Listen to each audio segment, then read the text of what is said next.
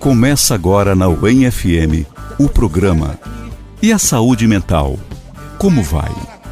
Projeto de extensão do Departamento de Psicologia da Universidade Estadual de Maringá, coordenado e apresentado pelo professor Dr. Fábio Lopes.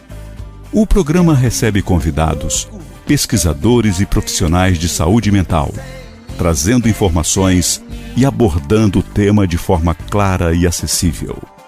Participe pelo WhatsApp 44 99722 7115. No ar, o programa E a Saúde Mental? Como vai?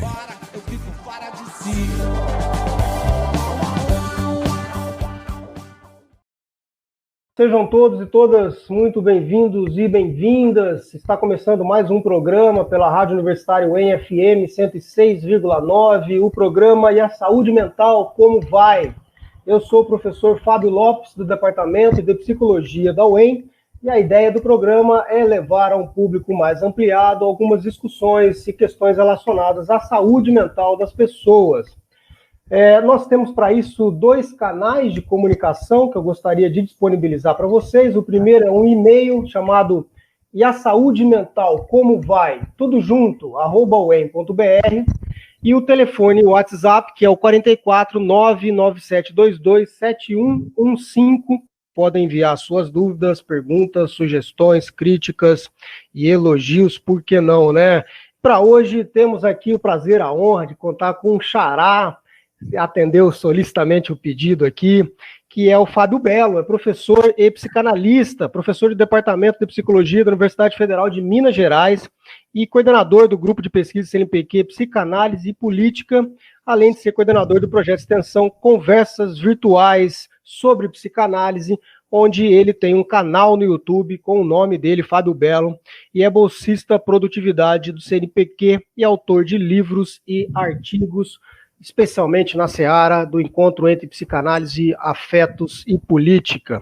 Fábio, eu tenho um prazer de te receber, estou muito feliz, seja muito bem-vindo ao UEM-FM 106,9. Eu sei que eu vou começar com uma pergunta que ela, evidentemente, não tem uma resposta simples e direta, mas a pergunta é aquela genérica pergunta: o que é saúde mental? Como a gente poderia definir para o ouvinte, para aquele que nos acompanha, o que é saúde mental? Obrigado, seja bem-vindo. Eu que agradeço, é sempre um prazer estar em Maringá, agora virtualmente.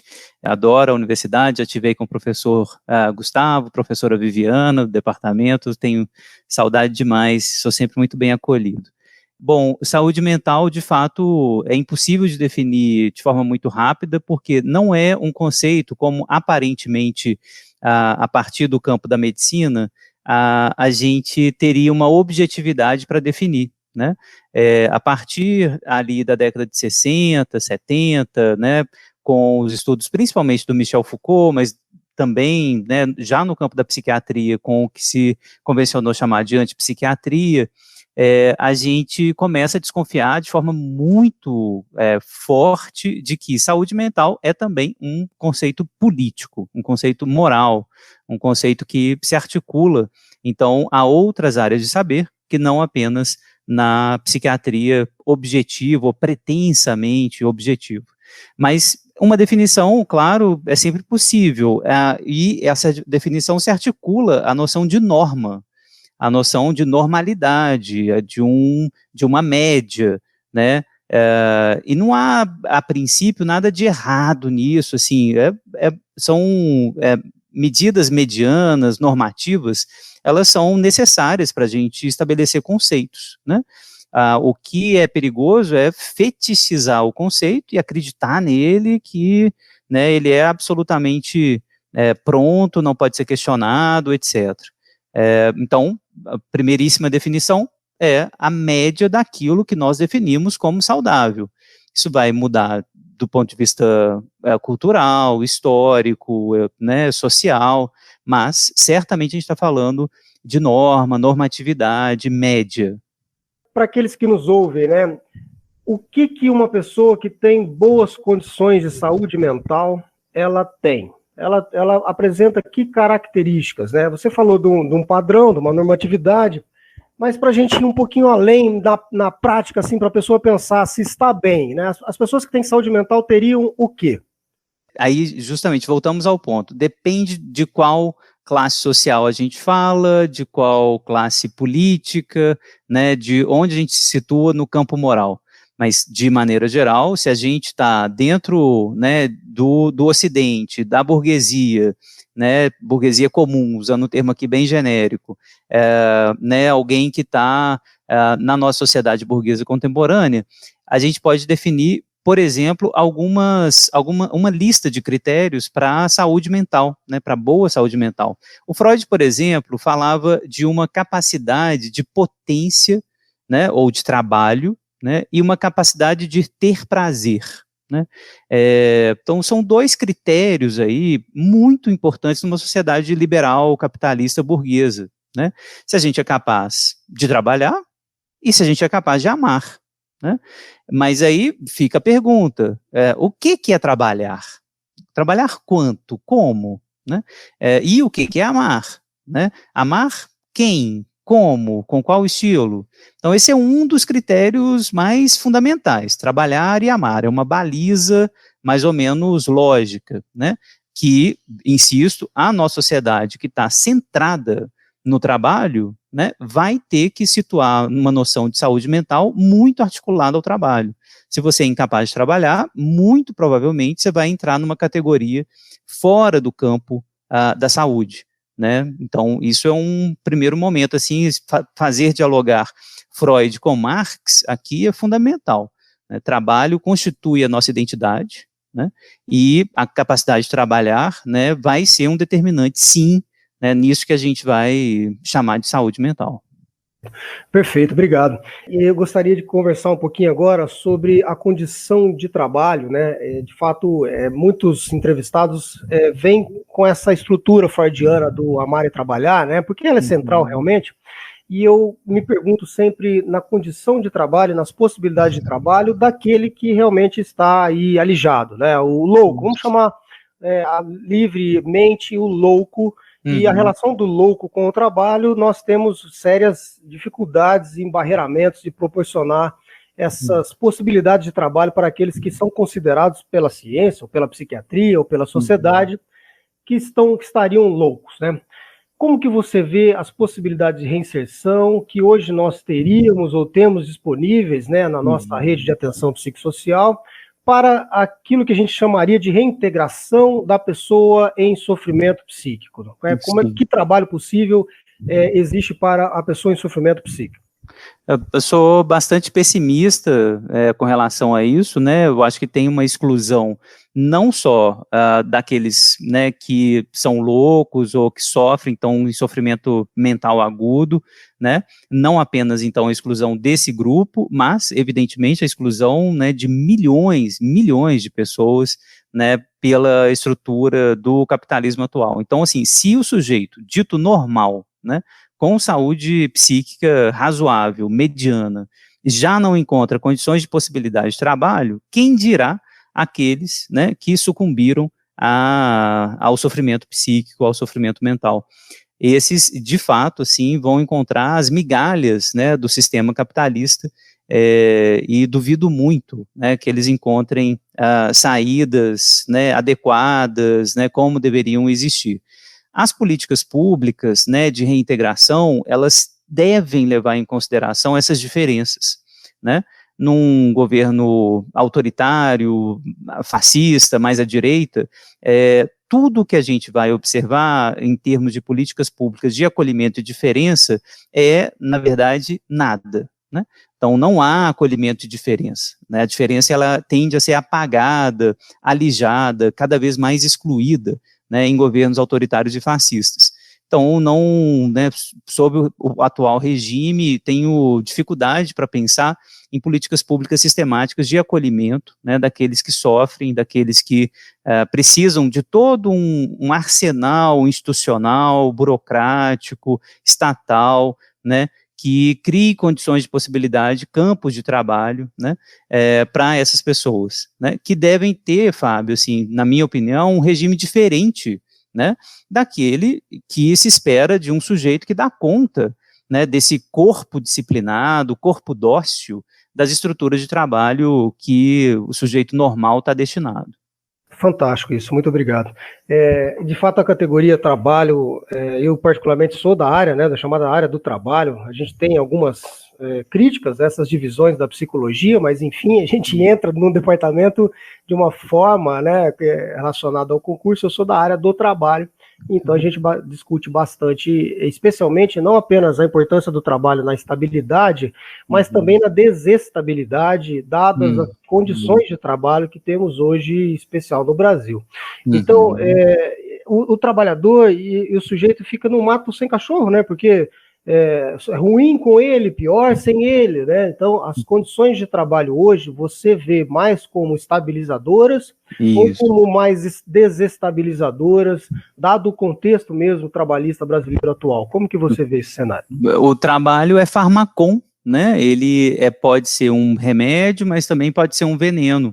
E essa lógica, né, do farmacon, ou seja, remédio ou veneno, ela se distribui de maneira muito desigual, né, no campo, né, do trabalho. Estou usando aqui uma noção do Bourdieu, né, a ideia de campo, né, de que, por exemplo, para os brancos, homens, classe média alta, a ideia de trabalho como libertação, como alguma coisa que vai, né, te dar mais saúde, vai te dar mais prazer, etc., ele é muito possível.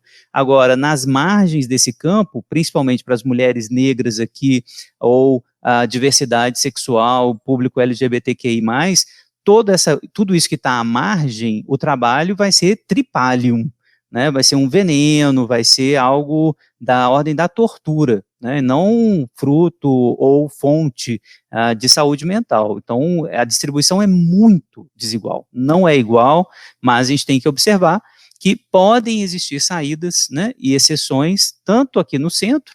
Você vai ver o homem burguês branco hétero absolutamente workaholic e completamente tomado pela loucura do trabalho, né? O yuppie norte-americano é o paradigma disso, o sujeito que tem um colapso, né, nervoso de tanto trabalhar, o japonês que morre na rua de infarto, né, de tanto trabalhar.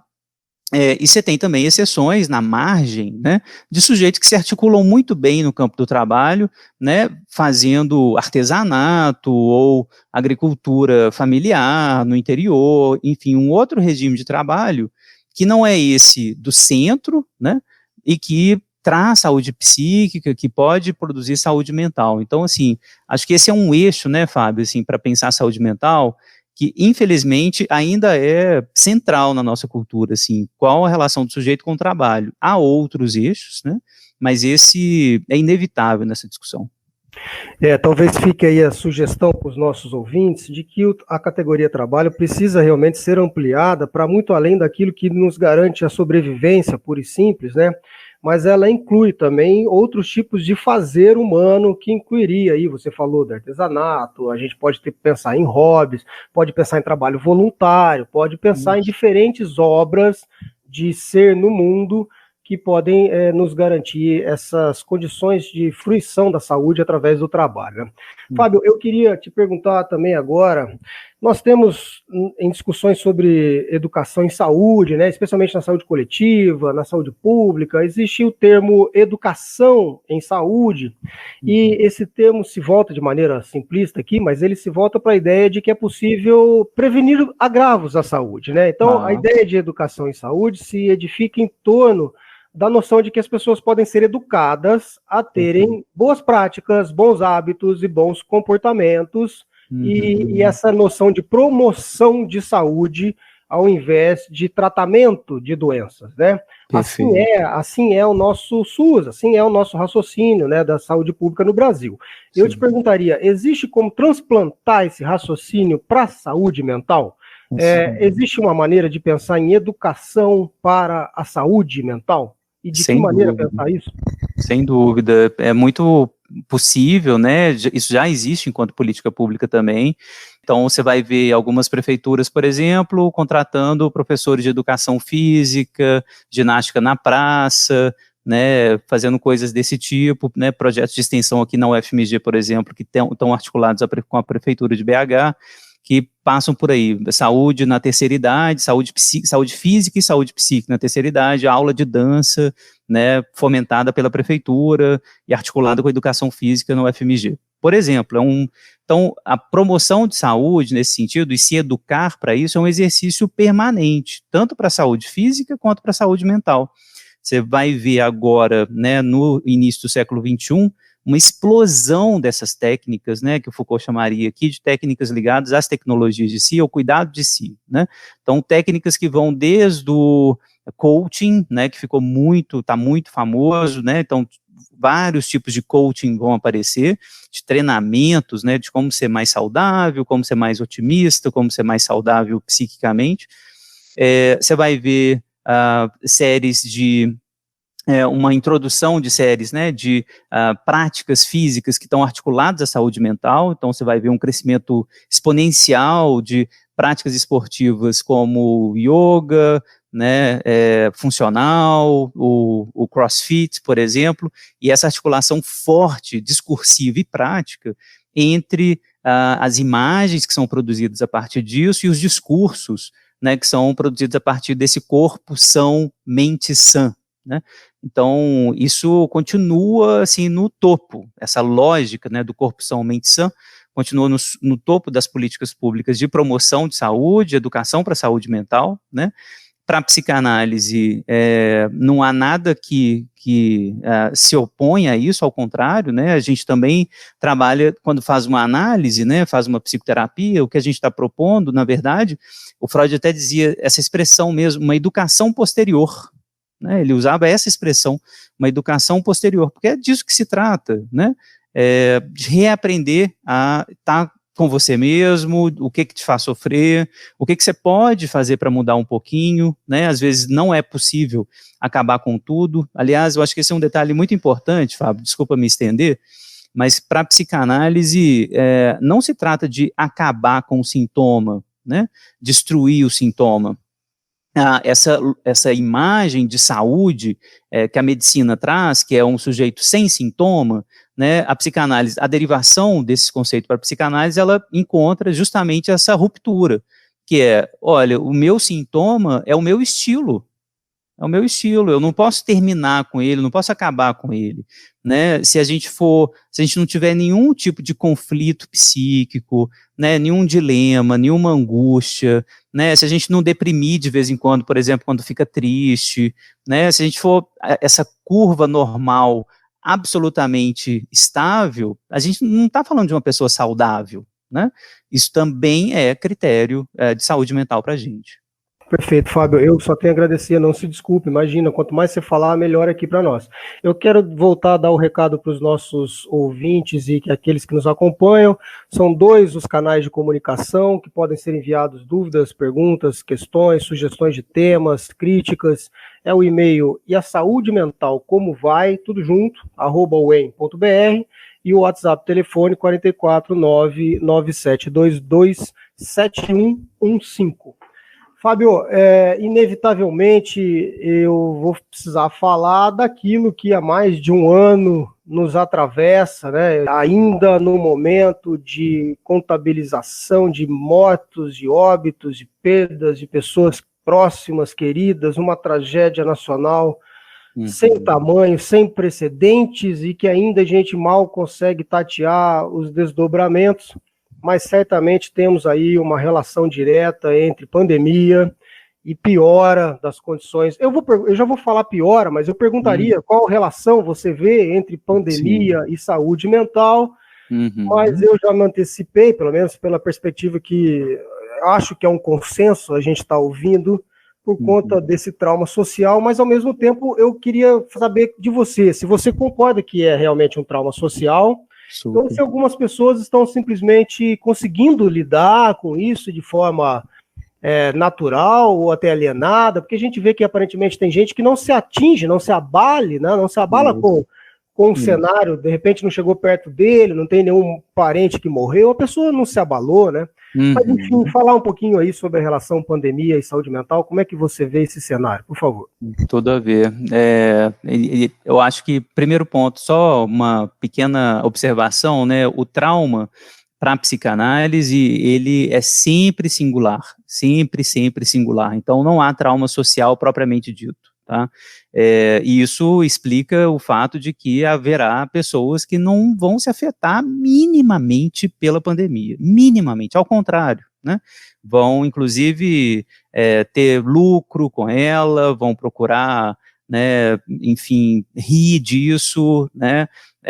Há governadores, né, governantes aí que dizem, né, eu não sou coveiro, né, fazem piada, né, da morte de mais de 400 mil pessoas, né, conseguem rir e tocar a vida, né, vocês vão reclamar até quando, né, governantes, né, em lugar de poder efetivo, que a gente vê que não está afetado por isso, né, efetivamente, sim, como se não fosse mesmo, né, um problema. Então, depende da saúde mental aí, das pessoas, tanto do ponto de vista mais, vamos chamar, sociopático, né, então você tem uma indiferença brutal à morte do outro, né, a gente vê isso, exemplos bem notáveis no governo, né, algo de, temos que tocar a economia, temos que tocar, né, a vida prática, então não importa se as pessoas morrem, né, principalmente se for velho, é até melhor, né, que os velhos morram logo.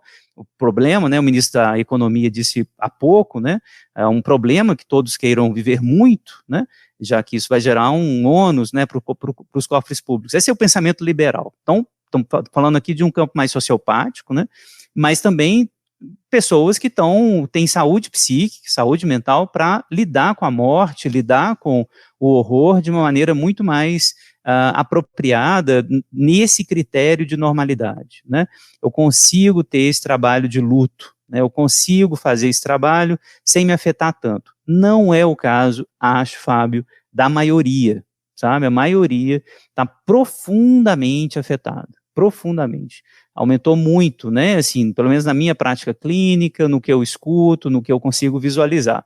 As depressões, né, o suicídio, a gente deve ver uma taxa aumentada de suicídio nos próximos anos, a ansiedade, né, e o consumo, né, de drogas ligadas à ansiedade, seja o álcool, a maconha, outras drogas, né, inclusive as drogas lícitas, né, psicofarmacológicas, vão ter um aumento considerável, né, porque as pessoas, de fato, né, foram tomadas, como era de se esperar, né, de surpresa, porque ninguém espera uma pandemia, a gente não está preparado para isso, né, do ponto de vista das políticas públicas, né, brasileiras, foi absolutamente desastroso, né, o acolhimento dos vulneráveis, dos trabalhadores mais precarizados, né, isso praticamente não houve, você teve um auxílio emergencial muito pequeno durante pouquíssimo tempo, isso foi desastroso, né, assim, o sujeito, para voltar ao nosso tema inicial, que se caracteriza e se vê, né, a partir do trabalho, ele fica destituído daquilo que caracteriza sua própria identidade, né, isso sem falar, né, no outro campo, que a gente não falou ainda muito, que é o campo do amor. As pessoas não se encontram, elas não se tocam, elas não transam, elas, né, não encontram com os amigos, enfim, não podem efetivamente encontrar mais com os familiares, né, e isso é desastroso do ponto de vista psíquico, para a maioria das pessoas. No início da pandemia, não sei se você lembra, Fábio, a gente brincava, né, que para os introvertidos, né, os sujeitos que estavam lá, né, mais tímidos, para mim vai ser ótimo, né, que eu não vou precisar ir para a festa, não vou precisar ir na casa da família e tal. Mas depois de 2 anos, e está se anunciando aí, né, pelas péssimas políticas de compra de vacina, mais 1 ano, quer dizer, a gente vai ficar quase 2 anos e meio, 3 anos, né, sem encontrar as pessoas, a gente sofre muito, esse sofrimento psíquico é esperado, e aí é o ponto. Isso é um sinal de saúde psíquica. É isso que é estranho, né, no conceito da psicanálise, que saúde inclui ficar mal, né, adoecer, né, porque eu espero que as pessoas, de fato, fiquem um pouco mal, sensibilizadas, empaticamente e solidariamente, a partir de uma visão solidária, fiquem mal quando pensem que 400 mil pessoas morreram, né, de forma, por conta de incompetência governamental. Então, esse é um ponto aí. Perfeito. A gente realmente é levado a concluir que a gestão da crise da pandemia no Brasil reconhecidamente foi a pior do mundo, né? A gente não fez o que tinha que ter feito no plano econômico, no plano social, no plano simbólico, principalmente no plano simbólico, né? Dos exemplos, das orientações claras, aí incluídas também várias categorias de profissionais de saúde que deverão, em seu devido tempo, ter o seu julgamento, a sua avaliação, né, bem feitas pela sociedade. Tem muita história para ser tirada limpo ainda, mas durante isso o sofrimento continua, né? Realmente a gente já vê alguns países quase que saindo dessa pandemia com uma certa normalidade, e isso é tudo muito triste. Fábio, eu também sei que não há receitas e fórmulas mágicas, né? Receitinhas de bolo, nem nada disso. Mas um elemento que também é importante, especialmente para aquele que nos ouve, que nem sempre é da área da psicologia, esse elemento é a orientação, algumas possíveis dicas, algumas possíveis sugestões de cuidado e autocuidado. O que você destacaria para as pessoas que realmente estão sentindo um sofrimento aumentado, uma ansiedade generalizada? O que dá para sugerir para as pessoas, por favor? Sim. Primeiríssimo lugar, procurar ajuda caso você se sinta mal, deprimido, triste, ansioso demais, né? E ficar atento aos sintomas que a gente considera os sintomas que anunciam, né, que algo vai mal. Comer demais, comer de menos, dormir demais, dormir de menos. De novo, para voltar a essa ideia de média, né, normal, que indica, são indicativos importantes, né? Então, está sentindo que não está bem, né? Procure todos os meios disponíveis, né, na sua cidade, no seu entorno, né? Aqui em Belo Horizonte, várias cidades, a gente tem o CVV, por exemplo, o Centro de Valorização à Vida, que é um telefonema, né? Às vezes um WhatsApp ali, você conversa com alguém um pouco, troca alguma coisa, né? Os vários serviços de psicologia, pelo menos aqui em Belo Horizonte, continuam funcionando, né? Então, hoje em dia, ainda bem, né, Fábio, assim, impressionantemente, a gente tem a psicoterapia online, que a pandemia, sendo um pouco cínico aqui, me perdoe, trouxe esse benefício, né? Perdão pelo cinismo, mas assim, há algo de bom, né, que a pandemia vai nos trazer, nesse sentido de ver também que nós temos muitos recursos que estavam sendo pouco usados e que a pandemia trouxe à tona a exigência desse uso, e a gente vai ter que aprender a usar esse recurso, e já estamos vendo que funciona muito bem. Então, a psicoterapia online, por exemplo, vai favorecer as pessoas mais pobres e mais no interior, né, no interior onde você tem pouco acesso a serviços de psicologia, principalmente psicoterapia, serviços mais avançados e complexos da psicologia, e as pessoas no interior vão ter acesso a isso. Então, né, seria muito importante que as universidades se articulassem às prefeituras, né, para espalhar essas redes de psicoterapia, né, já que o tratamento online hoje é muito possível, né? Através do celular você consegue conversar com um psicólogo, você consegue fazer uma análise pelo WhatsApp, tem ligação de vídeo pelo WhatsApp, a maioria das pessoas já tem acesso à internet, né? Isso também é uma política pública, de ter internet gratuita para todos, né? Na rua, né? De qualidade, enfim, então a gente pode avançar nisso, isso seria um aconselhamento inicial. Outro aconselhamento, assim, né, uma lembrança importante, vou lembrar aqui de uma frase do Winnicott que eu gosto demais, assim, é que a gente é muito pobre, ele fala uma coisa mais ou menos assim, a gente é muito pobre de espírito, por assim dizer, quando a gente é apenas são, quando a gente é apenas saudável, né? Então, acolher o seu sintoma também, né? Que tá tudo bem, tá mal, agora, né? Que tá tudo bem, tá mais ansioso, tá mais triste, tá desesperançado, tá, né, com medo, né? Porque a gente está vivendo mesmo tempos sombrios do ponto de vista político, né? Nós não temos exemplos morais adequados, né, a meu ver, em posição de governo, né, porque eu acho que isso ajuda muito, né, Fábio, assim, quando a gente tem líderes políticos que expressam simbolicamente, né, a dor pela perda do outro, né, que se importa com a humanidade, né, e não com a empresa, não com a economia, não com valores absurdamente, né, ultrapassados, né, como o nacionalismo, por exemplo, né? Mas se importa com o que é mais importante, né? Que é com o amor, com a presença dos entes queridos, né? Então, lembrar disso, né? De que a gente é muito pobre quando a gente é apenas são. Fábio, isso é bonito demais, hein, meu camarada? Eu fiquei muito emocionado até de você falar essas coisas, porque realmente acolher o seu sintoma, né, é respeitar a si mesmo e, nesse sentido, a adaptação mais importante do que a remissão de sintomas, né? Isso. Então, Fábio, eu entendi o que você quis dizer sobre as possibilidades que a pandemia nos abriu, porque essa entrevista, por exemplo, é uma delas, né? Eu não estaria conversando com você se tivesse que te trazer até a rádio, né, se tivesse que você vir fisicamente. Então eu entendo sim, existem algumas portas que foram abertas porque o mundo não volta atrás, realmente a gente vai ter que se adaptar. Superadas as barreiras de tecnologia, que a gente tem que sempre pensar nisso, realmente é um ganho que temos aí com a aproximação das pessoas via tecnologia.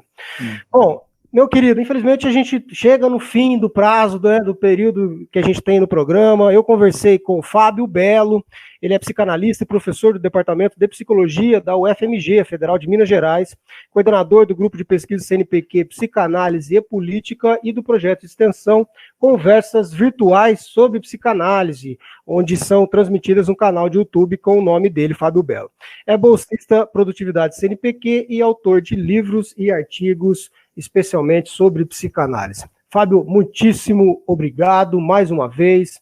Você foi muito generoso atendendo ao pedido. Fica de novo aí à disposição o programa para os ouvintes, né? Se de repente alguma dúvida em particular para você chegar, eu te encaminho. Ótimo. E é por isso que eu me encerro aqui agradecendo enormemente. Muito obrigado, meu caro. Muito obrigado. Abração. Eu fico fora de si. Ele fica assim, eu fico fora de mim. Você ouviu na UEM FM o programa E a Saúde Mental? Como vai? Projeto de extensão do Departamento de Psicologia da Universidade Estadual de Maringá, coordenado pelo professor Dr. Fábio Lopes. O programa recebe convidados, pesquisadores e profissionais de saúde mental, trazendo informações e abordando o tema de forma clara e acessível. Participe pelo WhatsApp 44 99722 7115. Programa E a Saúde Mental? Como vai? No ar às quintas-feiras, à 13h, com reapresentação aos sábados, às 8h. Apoio UEM FM, em sintonia com a comunidade.